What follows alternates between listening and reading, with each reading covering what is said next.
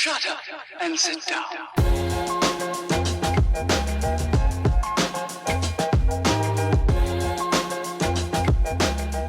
All right. Welcome to Shik Shak Shook Ones. That's right, where we combine Shik Shak Shook and Shook Ones by Mobb Deep. If you don't know either one of those songs, go on YouTube and look them both up. My name is Deana Hajjar, and I'm joined by my esteemed friend. Please introduce yourself. Esteemed friend. I love that. No one's ever called me an esteemed friend. My name is Deana in Soni. I am a journalist and host. I used to have a radio show in London where I played music from the Middle East and North Africa.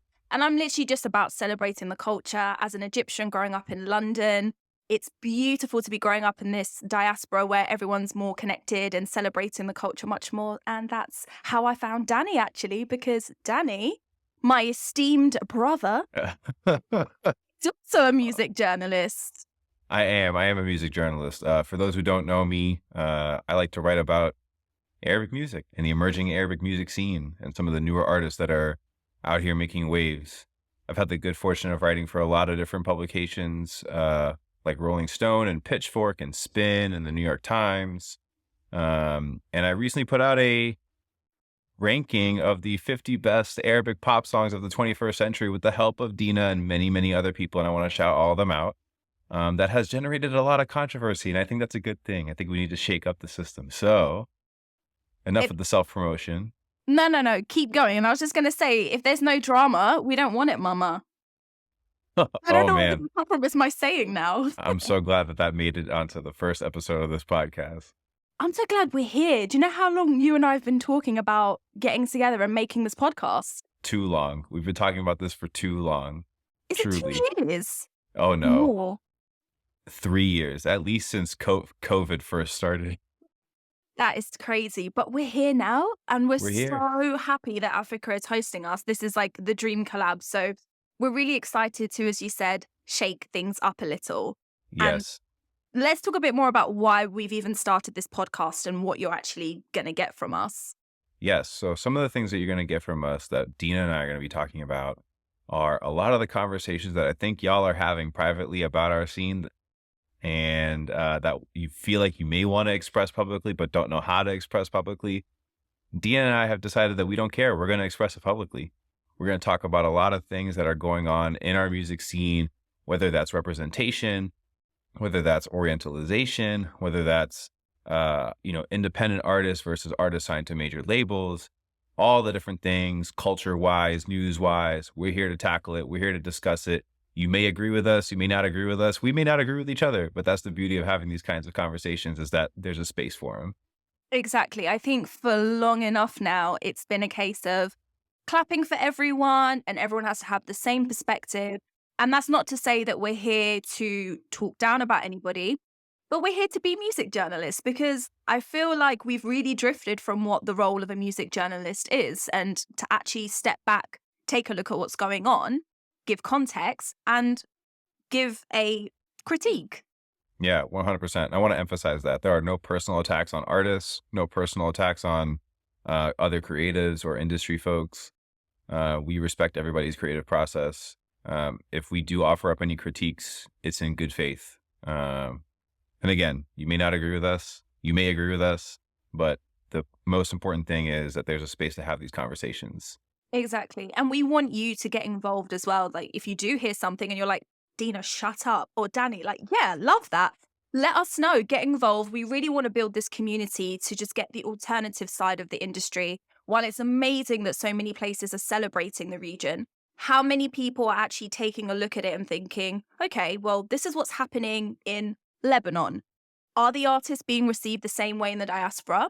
Are the artists that we're seeing all over our Instagram a true reflection of what's happening streaming-wise? And we just want to dive into that a bit more, basically. Exactly. So I hope y'all are ready for this ride. Episode 1, hopefully one of many. Episode 1, are we going to keep this about orientalization? I think we should, right? I think we have to talk about it, Deana. You've been wanting to get this off your chest for a while, to be fair. So I feel like we might as well give our beautiful listeners a little taster. Oh my goodness. I've had this on my chest for at least 3 or 4 months now since the song first dropped. For those who don't know, sometime in early February, late January, Mohamed Ramadan, who was an actor turned singer turned major pop artist, Number uh, one. number one, collaborated with Future, who is a trap king, I would call him, in hip hop. And of course, Massari, and we all know Massari from Real Love, that song from the early 2000s. Three of them came together for a song called Arabi. And the song is interesting. Throughout the song, it kind of just has Muhammad Ramadan listing off all the different countries and saying, "We love you." It has Massari in the chorus just saying, "Kallimni bil Arabi," or "talk to me" in Arabic. And then it just repeats Arabi, Arabi, Arabi, Arabi. Kind of sounds like that Black Eyed Peas, I'ma be, I'ma be, I'ma be. Oh, Mhm. For all the DJs out there, I want to hear that transition. And and it has Future for one verse where he doesn't really say anything interesting. It's not particularly his best work. But he says Habibi, and I think everyone freaks out. What bothered me about this song is the music video, which depicts just every single stereotype of Arabs you could possibly think of. It starts off with a giant mansion and just women in bikinis on steps, like leading up to the mansion, basically. It features Mohamed Ramadan and Future on top of the Burj Khalifa in Dubai playing tawle, or playing backgammon, and smoking shisha. smoking shisha, and they're both in like the full dishteche. And at one point too, it has women in what I assume is a tent eating wara'anab. It's very, and I don't know, it was very weird. And of course, I can't forget Muhammad Ramadan riding a camel in Miami. Which And I thought was quite cool. I know you're gonna hate me for that. I thought that was cool, but continue. Deana, I'm telling you, I've been to Miami many times, and I can confirm that there are no camels in Miami. It just makes no sense. He obviously brought it with him in his jet. Duh. For what purpose? I don't know. I couldn't tell you what purpose that was. All that's to say, it just felt like a stereotypical hodgepodge of stuff about Arabs that made no sense. It was not cohesive. All for the sake of saying Future was on an Arabic song. Truly, that is the only reason why this song was made. Mm. And what bothered me about it was that I had several conversations with friends, with other artists, with other producers, who all agreed privately that the song was awful, that the song was Orientalist on many levels, but wouldn't say it publicly because we don't have that sort of culture of critique in our Giving an music, opinion, actually. or It's giving like any not a kind of opinion. critique. Yeah, To be honest, there is a difference, sorry to cut you off, between an opinion please. critique, because I think with a critique, you're given a reason and you're talking about it, right? Which is what we're doing. But I also feel people are scared to share opinions. Like, even I remember people were teasing this when, like, oh my God, Future is rumored to release a track with Mohamed Ramadan. And then when it came out, all the major digital platforms and all the publications were all like, oh my God. And I was like, oh my God, what? You know, why does this deserve such a big spread just because Future's on a track? Does that make our music relevant? It would have been cool to have Future on a track with an Arab artist. Don't get me wrong, but the collaboration made no sense. It should Yeah. have been with another trap artist in our region, or another rapper at least. I Yeah. think, or someone that could complement his style if it's going to be someone of a different genre. I don't know that Muhammad Ramadan is that person. And granted, I will say I don't have high expectations for Muhammad Ramadan to make thoughtful music or anything like that. Yeah.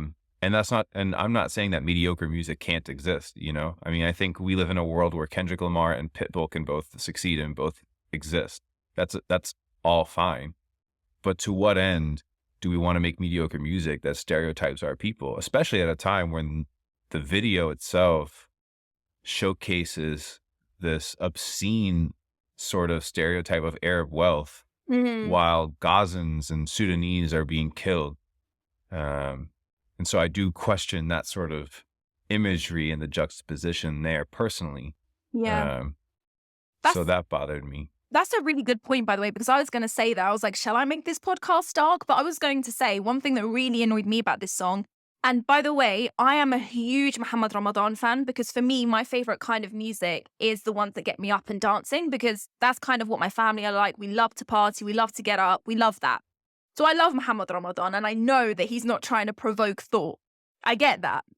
But what pissed me off is how in the song, it was this idea that, oh, all these Arab countries are united and we back each other and we love each other. And it's like, bro, what are the Arab countries doing right now with what's happening in Gaza? So for me, it felt a bit tone deaf. It felt a bit like, why are you promoting this whole idea of union and unity when actually it's very questionable, and I don't think it was the right time for that song to be released at all, personally. I mean, I do think that the people of our region are all somewhat united when it comes to Palestine in particular, but I hear your point. But our countries, okay, that's fair. Government-wise, though, that for me felt a bit like, of course the people are united, but I was just a bit like, it didn't feel right. None of it felt right. Honestly, none of this felt right. It just felt really gross. And what bothered me was, to your point earlier, the coverage of the song of, oh my gosh, Future's on an Arabic track. Oh my gosh, go check this out. Is it really worth checking out at the expense of other artists who are creating and doing really interesting things? Or why not, if you have the opportunity to have Future in the room, to pair him again with another artist? I just don't understand why this song was even made, and why this song, I don't understand what the point of it was. If the point of it is to expose Arabic music to audiences who may not know what Arabic music is or may have never listened to it, is this really the best entry point into it? I don't know. I agree. I agree with that point, because I did think, like, who is this for? Because, sometimes you just listen to music and it's fine. You don't need to overanalyze. But when you're using that many stereotypes and really projecting the Orientalist idea of what the Arab world is like, you're pandering to a specific audience. And I always watch Mohamed Ramadan's music videos face value, because it's Mohamed Ramadan. I know what to expect. But I was really disappointed when I watched that video. And I also feel like Future probably didn't really give it much oomph. As someone whose husband is obsessed with hip hop, and I know every single Future song because of him, I'm like, you're awesome. So what was that? So for me, it just felt like hey, jump on this so it can get streams and so that the Western world can see what we're about. That's not what we're about. And this is my theory. I'm not saying that this is exactly what the mission was, but for me, I'm like, since when does Mohamed Ramadan need to collab with Future to get his streams? He's always very popular. So I didn't get it. He's very popular. My guess is that there was a way for Mohamed Ramadan to try to cross over into a more global audience outside of Arabic speakers, would be my guess. And for Future, he secured the bag. So yeah, of course. Take that when you can, I guess. And that's not the first time this whole Orientalist vibe has been pushed as well. There's been other songs as well where it's very like, oh, desert. And I'm talking about the Qatar World Cup song. You love that song, Deana, don't lie. No, I don't. With Miriam Faris, Nicki Minaj and Maluma, which I was so excited for, by the way. I remember when I first heard about this was before they released the song. I covered it for work. I was like, I'm doing a video on this. This is so cool. What an awesome collab. And then I heard it and I was like, why? Oh, why is Miriam Faris screaming in my ears going, Salam alaikum? I was just sitting there thinking, why? I didn't get it. It didn't, for me, because a lot of my friends were like, what's the problem? That's how you guys greet each other. I was like, but why did she start with that while she's in this cut up, barely anything outfit in the middle of the desert, projecting this whole desert, sexy, mystical woman vibe, screaming in my ear? It didn't even make sense. I was like, this this really flopped hard and I didn't like it. I don't know if you heard it and if you like it. I just want to say that Deana talks a lot about this, but then would leave me voice notes saying "Salam alaikum" with no context. So, who do you want to believe? It stuck in my head. I was angry, but I was still like, "Sir." Do you know what? For a good 3 weeks, every time I came into the office, everyone at work was greeting each other like that because it was so ridiculous. We had an opportunity there to make a banging track, and we stuffed it. I mean, that's the thing, right? Is like a lot of these collabs can feel really forced. Even though there are some that, even if they are forced by the label or forced by some bigger power that be, they feel a little bit more natural or they're done a little bit more properly. And there are obviously a ton of collabs that have happened organically that just feel really right between, Arab artists or, Arab artists and artists who are not Arab, for example. Grande Toto on his new album, or his latest album, had a song with Unknown T called Hash and Blem. And that just sounded like it made a lot of sense, like things like that. That's what we want to see more of. I want to see more of that sort of thing. Tion Wayne had a song with the MC on Mon Level Ho, which was just like the coolest, like that was a fun track. And again, like I'm all for dance party music. Like I love that sort of stuff. I don't want to be thinking critically all the time. Sometimes we need a release, I love, if I'm at a party, I want to hear Pitbull. I don't really want to hear J. Cole, that kind of thing. Yeah. So I'm all for that. But again, it's like this weird orientalization by our own people. Like, I don't understand, I saw comments and stuff that was like, oh, this is for the culture. And I'm like, whose culture is this? Like whose culture is Arabi for, is this song for? Yeah. And I know you felt that way about one song in particular that I know you loved. I know you already talked about the World Cup song, but this one I feel like really grinded your gears a lot more. Yeah. And that's just being a woman. I think that's why I took this specific stance. I'm not saying every woman feels this way, but I was specifically annoyed by this song. I'm talking about Turn Me On, Mohamed Ramadan, who I love, Islam and Hajjar, who I love. Repeat offender. Exactly. And then Gims, who I also love. Like, I love those three artists. They got pushed onto this track and they sampled Kevin Little's Turn Me On, a song that is chef's kiss, like beautiful. One of my favorite songs, right? And they got on this sample and they're talking about Turn Me On, right? And they're singing these lyrics. And I'm sitting there thinking, sorry. I was like, for the culture who? For the culture where women in our own countries are constantly policed? Or not to say, actually, I'm going to scratch that because I don't want people to be like, oh my God, Arab women are oppressed. But it's like, female performers really need to watch themselves with their lyrics. Like Ruby was in trouble a few months ago because some of her lyrics could have been interpreted as a sexy innuendo. And they were like, what is this? And really going crazy at her. Meanwhile, Mohamed Ramadan and all these people can say, turn me on a track, and no one will flinch. They're not talking about a light switch. We know this is a sexual track. Like, it pissed me off because it's just this double standard. So that specific song annoyed me. And when it's this idea is for the culture, I'm like, but our culture doesn't promote, like, being super sexual. That's not necessarily our culture. So I don't get it. I don't know if that was also an attempt of being like, hey, Arabs are not like as suppressed as you think or whatever, but it completely missed the mark for me. I also don't feel like Isam and Hajjar suited that style personally. I don't think that it made sense for him to be on that track, but that's just my personal opinion. No, I get it. I mean, that song, I don't think bothered me as much as it bothered you. Yeah. And it didn't bother me as much as Arabi bothered me. Yeah. For me, that song didn't make me want to listen to the song over again. It made me want to go listen to Kevin Little's original version. Yeah. But that's the thing that is happening is these forced sort of collaborations, this idea that it has to sound fairly Western so that a Western audience can say, oh, this feels familiar to me. I understand the marketing sort of concept behind creating songs like this. I get it. But yeah, I mean, like, whose culture is this? Like, do we need to be doing this stuff? I feel like if anyone's going to break through, it should be organically. making music that sounds authentic to who we are. And that's not to say again that songs like this can't exist. But to your point, like, and it's, it's not just these artists that, or it's not just the song where you see that juxtaposition between what a male artist can say and what a female artist can say.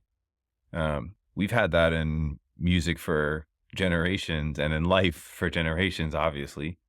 But someone like Fedes Karam can make a whole Depke song about looking at a woman with a short skirt and like all the men gawking at her and all this sort of stuff. And we all dance to it all the time. My favorite tracks. I mean, that's real. You know what I mean? Like there are people that have made careers off of this sort of thing. Yeah. Which is awful. So I'm with you. I think also my problem isn't because they made this song only. My problem is the branding that comes with it. So if you want to make music, but don't link it to a specific identity or way of living, because that's where you're like opening yourself to criticism. If it was just a track, it's just a track, but it's the video. It's who created this collab. It's who's singing it. And it's the claim that comes with it. If you want to make music for making music, make it. But if you're going to talk about representing a specific culture or doing it for the culture or trying to bring music to the Western audiences, I have a lot of questions and a lot of things to say. That's just how it is, in my opinion. And it's, once again, it's an opinion, but I want to talk about it because otherwise it's like, my friend messaged me actually. She's not Arab. She's, oh my God, I love that Turn Me On track. And I was like, oh, Did she do that noise too? Like that little cat noise? Okay. No, that was me. That was me like just... Shout out to Deana's friend. If you left that cat noise, well done. And I was just like, okay, what do you like about it? She's like, oh, I love the sample. She obviously doesn't understand a word that's being said or anything. I was like, oh, okay. So it's interesting when people outside of your own head are coming to you and be like, I like this song, because you try and understand what it is that they like. But for me, that song, honestly, I listened to it once and never again because I was like, this has really pissed me off. And I think it was the timing because there's a lot going on in the industry, especially for female performers, and they're constantly being suppressed. I was like, I don't like that. But once again, that's just my viewpoint. That's fascinating. Right now there's a similar conversation happening with Kendrick Lamar's song toward Drake called Not Like Us, where like the beat is hot, but the lyrics are really dark and they lobby a lot of very serious allegations against Drake. But there are videos of people just dancing in the club and dancing outside like to that song and like screaming the lyrics, and it's really, it's bad. I shouldn't laugh, but I saw someone tweet about that. They were like, yo, why is no one like pursuing this? Like, there's a lot of allegations here, and it's literally just, as you said, meme after meme after meme. It's pretty wild. It's pretty wild. I feel like we've been not negative, but I feel like we've been harping on some of the more critical aspects of this, right? So who are some artists or songs that you feel like have done this well? Have done what well? Have been very much authentically them and have had success either within our scene or have been able to kind of cross over more globally without necessarily being forced into something. If I answer the first part, which is who is really authentic and doing music justice because they're being themselves, loads of artists come to mind. Because as I said, it's not your duty to represent a whole culture. It's almost impossible as well. We have so many different crossovers and so many different like things that are so tailored to our own countries. But one artist I absolutely adore, Rita Lushdia. Like, I love how when I hear her, I just know this is her. This is the artist that she wants to be. And it's not that she's catering for a specific audience. She is being herself. I absolutely adore her. You wrote about her before, didn't you? I did. I had an opportunity to write about her and profile her a couple of years ago, or maybe last year. Time's a concept. But yes, I did get to do that. Who I think's done really well crossing over globally, actually in the diaspora, because I don't necessarily feel that it's fair to say that there's someone who's listened by everyone, but in the diaspora, I will give Saint Laurent his props. He's done really, really, really well to grow the way he has within the diaspora audience. I think he's done brilliantly. Yeah, 100%. I mean, he's definitely tapped into something that has resonated with a large audience. And I think his whole thing of, mixing the different languages together in his music, it sounds natural. Like it sounds very much like, okay, this is how you grew up speaking. This, it doesn't sound forced. Like it doesn't sound like he's sitting there writing, and during his writing process saying, okay, this line has to be in English. Now this line has to be in Arabic. Now this line has to be in French. It very much sounds as though he's just having a normal conversation like he's been having his whole life. Whereas with other artists, when they try to do that, it may come across really forced. No, I give Saint Laurent a lot of credit. I give Eliana a lot of credit in this way. Again, I think with diaspora audiences in particular, that's where I think she's found a lot of success. Yeah, definitely. Not everyone in the diaspora also speaks Arabic, so a lot of the diaspora audiences rely on nostalgia, just things that they would have heard, and that's something I've noticed. So for them, the blend is brilliant because it's like they can tell what some of the words are, but at the same time, it's catering to that Western style they've grown up in. So yeah, they've definitely done well. I think it's so interesting that when you asked that question, I was like, I'll answer one of them one way and the other, because where the successful, for example, in the UK, among the Arab and North African artists might not be exactly the same for you in America or in Egypt or in Syria, for example. It's really, really complicated. Yeah, it's fascinating. So I had the opportunity to write about Distinct a few months ago and got to meet him and talk to him. And he's just such a cool person, such a humble person. Obviously, Name drops, by the way. No, I didn't mean it like that. But it's just to underscore your point. No, I didn't mean it like that. To underscore your point, he's massive in North Africa and massive in Europe. I mean, he's found quite a huge audience. When I wrote about him, a lot of people here in the US, had the feedback that I got was, oh, this is interesting. I never heard of him before. Which to me is like, come on, y'all, what are we doing? Like this dude is huge and he's making such cool music. I mean, to me, he's someone where he's taken a very Moroccan shabby, like a very Moroccan sounding sort of blend of rhythms and melodies and the genre kind of Moroccan pop music or popular music. And he's made it incredibly accessible to people who are not Moroccan. And it's been really interesting to see him do that and see him be very successful at it, and to see others like him also try to emulate that now. So I got to give him his props on that too. He's huge. I love this dude is huge. Huge in London, in the UK as well. But there's a lot of there's a huge North African diaspora here as well, so it makes sense. It's just fascinating though, like our listening experiences are so different in that way. Whether it's regional versus diaspora, and then even within diaspora communities, it's so different. You would think that certain artists are bigger than they actually are. It's wild to kind of watch that unfold. Yeah. And that's why I'm so excited about this podcast, because how do we even begin to talk about this without going, okay, but in this country it would be different because, and in this country it would be different because. And also a lot of things, even though music is, a place for you to kind of escape, there's a lot of political situations mixed up into it too. It's just such an interesting region, and I genuinely cannot wait to start dissecting it properly, rather than, oh my God, this person's released a song, clap, clap, clap, clap. Oh my God, this person's released a song, clap, clap, clap, clap, and so on. I'm genuinely excited to do that with you, Danny. No, me too, man. I'm really hyped to do that with you. And I think it's going to be really important because you're right. I think we got to move past the whole clapping hands for everything that's Arab or clapping hands for everything that's in Arabic. I think we got to be a little bit more critical of things and really look into the art itself. Again, in good faith. I don't want to attack any artist. That's not nice, and it's not a personal thing. But Rita, I was actually talking to her last night, and I was telling her about this conversation that you and I were going to have. Yeah. And she said, it's interesting that we fight for such accurate representation of our communities in film and in TV, and here we are out here being parodies of ourselves.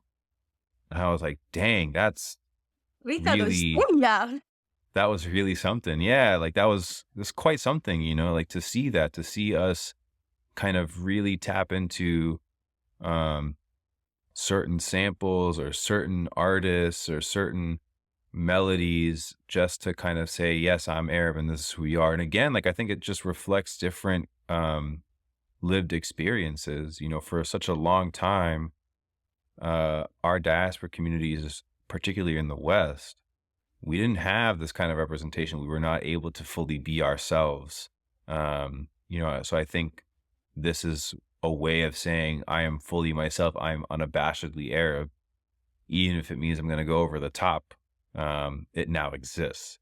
But now that I think we've kind of arrived, or at least the foundation has been laid. I don't know if we fully arrived yet, but now that the foundation's kind of been laid of our scene and our music, do we need all that? Like, do we need to have those sorts of over the top representations of ourselves? I mean, like that Arabi song was, I'm sorry, it was just, the video was trash. The video was offensive. It was not nice. And I don't know whose culture that is, that they're trying to represent. Again, I don't have high hopes for Mohamed Ramadan to do like a think piece or anything, or a song that's gonna like push my thinking in that way. I expect him to make party music, but dang, like it just has this like weird reggaeton light sort of beat to it. And Future should not ever be on such a track. It should have been like a trap song, like a proper trap song. And we have more than enough trap artists that are killing it. So Truly. yeah, I completely agree with you. You actually said something to me before. You were like, Pitbull and Mohamed Ramadan together would be brilliant. And I was like, yes, that would have been a great collab. Yeah, like that makes sense. It's two people who just want to party and make party music. Like Yeah. that makes a lot more sense. But I get it too. Like it's easier for Mohamed Ramadan and Future to get together because they're under the same label. So it's probably easier just to have label mates get together than otherwise. But it's interesting between you know, this song, between the World Cup song, you know, Turn Me On, the new one, and then Nancy Ajram's collab with Marshmello, which just kind of sounds like a Nancy Ajram twerk song. Like it just sounds like every other Nancy Ajram song, but with like a weird kind of twerk hand clap in the back. Like I don't ever want to twerk to her. Personally, no. If you're not watching this, Deana did like a weird sort of dance, and ain't nobody Sorry, want to see Danny. that. Do you usually twerk? So you just want to twerk to different artists? Yeah, all the time. All the time. You know, these sorts of songs like this that are coming out and being put together, you know, it's all kind of coming out of the same sort of shop and the same sort of label and same sort of team. And I just wonder, again, what's the point of it all other than to generate some sort of buzz in the West? And even still, did any of it really generate any buzz? And at what point and to what extent do we want to generate buzz if it means just kind of being sloppy with the quality of music that we're putting out? You know what I mean? Again, that's my opinion, and you don't have to agree with me. In fact, I want people to disagree with me. Yeah, tell us. Tell us if you don't agree with us. We really, really want a conversation. It's literally the reason we started it. And like, as I said, I agree with what you're saying, Danny. If the aim is to export our culture to the West, I have two questions. One, why do we need the West's approval? Because that's what the kind of music I'm hearing feels like. It doesn't feel like, hey, we want to expose our artists to a different audience. Do you know who does that amazingly? DJs. I'm talking like DJs like DJ Habibi Beats or Nuria or Salia. They are exporting music in a way that's brilliant, right? For you to jump on a collab with a Western artist just to get the approval or break into it, I get it, it can work. But the way it's happening right now, not feeling it. I'm not feeling the big pop ones. Like I'm feeling some of the rap ones make sense. Like I think I mentioned some of the Moroccan rappers. Like I think they're doing an interesting sort of job on that. Even, Distinct collaborating with, some French rappers just feels like it makes sense. And granted, he has access to those rappers. He's part of the diaspora in Europe, so he can do that differently. He can move differently, but still it feels a lot more natural than some of the things that are being forced by the bigger labels. Yeah. And as we've mentioned 1,000 times, if you don't agree, come at us, talk to us. We want to open the conversation. That is literally why we're here. We're going to explore so many different other topics on this podcast. I can't wait to get to the point where we talk about your list, Danny, the famous Rolling Stones list. That I am dying for. But we are literally here to give you an alternative perspective, and we want to build this community. So please, like, if you hear us, tell your friends, tell your mother, tell your brother, tell your sister, tell your neighbor, everyone, because we are here to basically shake things up. Can I say something about that list real quick? Go on. You know what's been wild about that list? You know, we've been talking a lot about, like, you know, wanting to have good faith critique and criticism of our music and be able to express that out loud and create that culture. You know, you were instrumental in helping me put together this ranking, and we put it together, and it was published and it was released and everything. And overwhelmingly, I think people just appreciated the fact that something like this existed in Rolling Stone. But wow, the response by some few folks of just, you know, taking it to such a personal level was fascinating over a ranking. Like, I haven't even, like, nothing bad or nothing critical, I should say, was said about any of the songs on the ranking. We haven't even gotten there yet. We just put songs in a ranking order. And again, like, it's a committee of people that put it together. Some of it is based on data, some of it is based on cultural impact, and some of it is just based on subjective views of the song itself by the committee members. And some people just really took it personally. I mean, there were some people that DM me and said, yo, how come this person isn't on it? How come my person isn't on it? There were fan bases that were trying to dox me and say that I was paid off by one artist because that person was ranked too high in their opinion or whatever. It was wild. It's wild. It's crazy. But we need more of this. I don't know. It's just like, it's so funny that something like that can generate so much buzz. Imagine what an actual album review will do. Exactly. And that's exactly what we're going to dive into. So I can't wait for that. Don't say any more about the list because I'm dying for that episode. Don't. All right. Fine. I won't. I had to get it off my chest real quick.